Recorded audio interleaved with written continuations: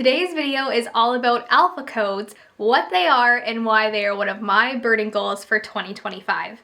I'm Shayna Cossette, and you're watching Shayna Cossette Birding.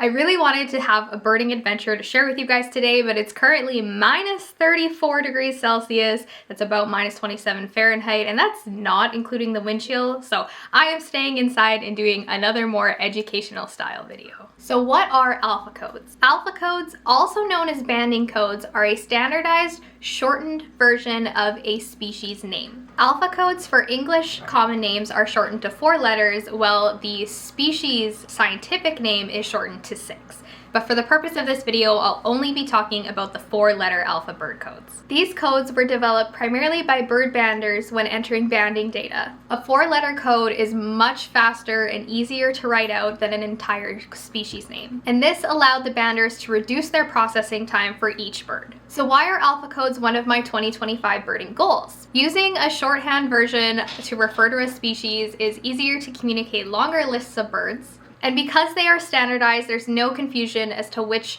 common name you're referring to. And really, it's just a personal goal of mine to help me learn more species and hopefully add more birds to my life list by learning about them. So how do these codes work and how are they determined? Alpha codes use 4 letters from the common name to create a unique code individual to that species. Which letters are used for the code follows some generic rules. If the species name is a single word, for example like killdeer, you use the first 4 letters in the name as they appear. In this example, it would be K-I-L-L.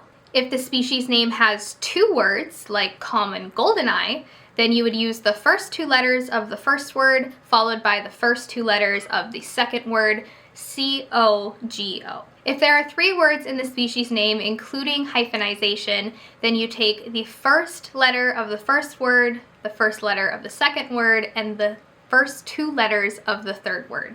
So for example, black-capped chickadee would be B-C-C-H.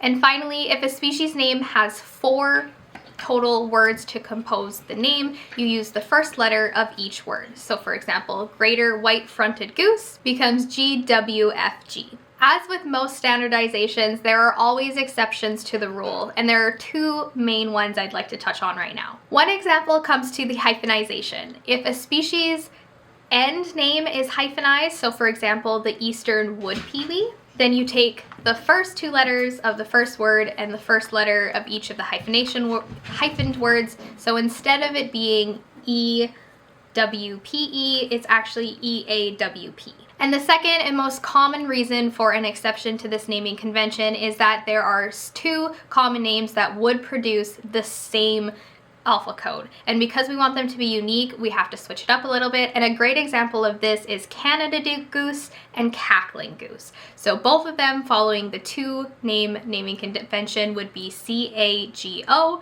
but because we want them to be unique, Canada goose becomes C-A-N-G, while cackling goose remains C-A-G-O. I hope in today's video you learned a little bit more about alpha codes, and let me know if you've already used them in your birding practice. They are great for taking field notes, sending a long list of birds you've seen that day to a friend, or when sharing on social media. And with that, I'd like to thank you all for watching. If you haven't already, be sure to subscribe to the channel so you don't miss any future videos, and I will see you guys in the next one.